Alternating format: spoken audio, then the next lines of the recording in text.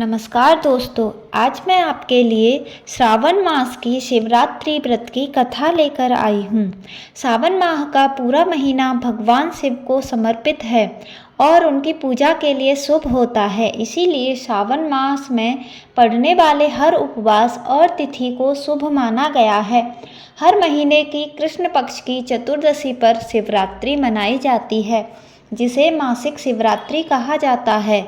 सावन के महीने में पड़ने वाली शिवरात्रि को श्रावण शिवरात्रि कहा जाता है और यह अत्यंत शुभ मानी जाती है।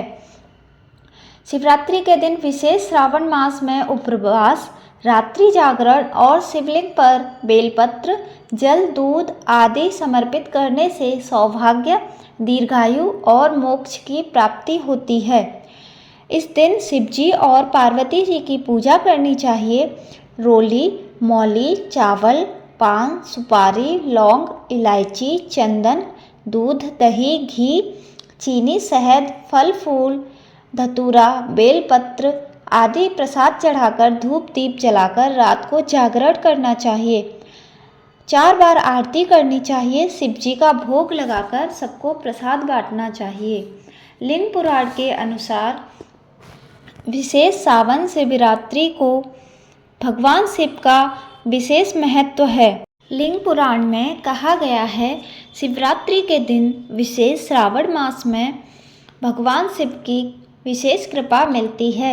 इसी पुराण में एक कथा मिलती है जिसमें एक शिकारी द्वारा अनजाने में शिवरात्रि के दिन बेलपत्र चढ़ाने से उसे मोक्ष प्राप्त हुआ। प्राचीन समय में एक गुरु ध्रुव नाम का बहेलिया रहता था, जो नित्य अनगिनत निरपराध जीवों को मारकर अपने परिवार का पालन पोषण करता था। एक समय शिवरात्रि के दिन जब गुरु ध्रुव शिकार के लिए निकला तो पूरे दिन खोजने के बाद भी उसे कोई शिकार नहीं मिला। इस प्रकार दिन भर भूखे प्यासे गुरु ध्रुव का शिवरात्रि का व्रत हो गया। उसके बच्चे, पत्नी और माता पिता को भूखा रहना पड़ा। इस बात से वह चिंतित था। सूर्यास्त होने पर वह एक जलाशय के पास गया और एक पेड़ पर थोड़ा सा पीने के लिए जल लेकर उसी पेड़ की शाखा पर चढ़कर ऊपर बैठ गया। और वह जो पेड़ था वह बेलपत्र का था। उसी बेल वृक्ष के नीचे एक शिवलिंग आच्छादित था, जो कि सूखे पत्तों से दिखाई नहीं दे रहा था। दिन भर शिकार का इंतजार करते करते शिकारी बेलपत्रों को तोड़ तोड़ कर नीचे गिराता रहा, जिससे वह शिवलिंग पर चढ़ते रहे। इस प्रकार दिन भर भूखे रहने से उसका शिवरात्रि का व्रत पूरा हो गया। कुछ रात बीत जाने पर एक गर्विन हिरनी कुलाचे भरती आई। व्याघ्र ने उसे मारने को तैयार हुआ।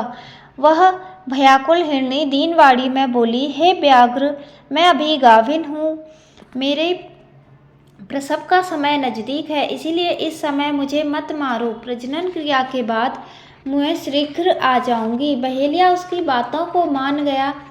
थोड़ी रात व्यतीत होने पर दूसरी मृगड़ी आई। इस पर उसने निवेदन किया, मुझे अभी अपने पति के पास जाकर बोल के आने दो कि फिर मैं तुम्हारे पास वापस आती हूँ। शिकारी ने उसे भी जाने दिया और रात्रि के तृतीय बेला में एक तीसरी हिरनी अपने छोटे छोटे बच्चों को उसी जलाशय में पानी पीने के लिए आई। जैसे ही बहेलिये ने धनुष बाण उठाया तब वह हिरनी बोली, हे व्याघ्र, मैं इन छोटे छोटे बच्चों को अपने हिरण के संरक्षण में कर आऊँ, तब तुम मुझे मार देना। बहेलिये ने दीन वचनों को उसके सुनकर उसे भी छोड़ दिया। प्रातःकाल के समय एक साथ 3 मासल बलवान हिरण उसी सरोवर पर आए। बहेलिये ने पुनः स्वभावानुसार अपना धनुष बाण उठाया। यह क्रिया देखते ही हिरण व्याघ्र से बोला, हे व्याघ्रराज, हमसे पूर्व आने वाली तीनों हिरनियों को तुमने मारा है तो हमें भी मारिए, अन्यथा अगर वे तुम्हारे द्वारा छोड़ दी गई हैं तो हमें उनसे मिलकर आने पर मारना, हम भी उनके सहचर हैं। उन हिरणों की करुणामयी वाणी सुनकर बहेलिये ने रात भर की बीती बात कह सुनाई तथा उन्हें भी छोड़ दिया।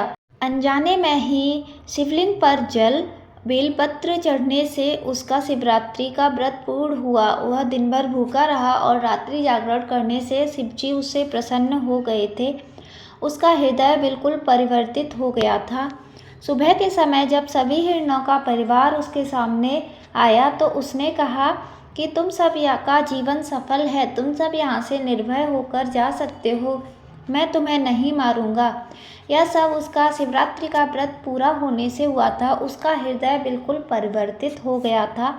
यह सब देखकर भगवान भोलेनाथ प्रसन्न हुए और वहाँ पर प्रकट हुए और उस गुरु ध्रुव बहेलिये से बोले, मैं तुमसे बहुत प्रसन्न हूँ। भोलेनाथ को देखते ही गुरु ध्रुव उनके चरणों में गिर पड़ा। भोलेनाथ ने उसे सुख समृद्धि का वरदान दिया और गुरु नाम प्रदान किया। जय भोलेनाथ।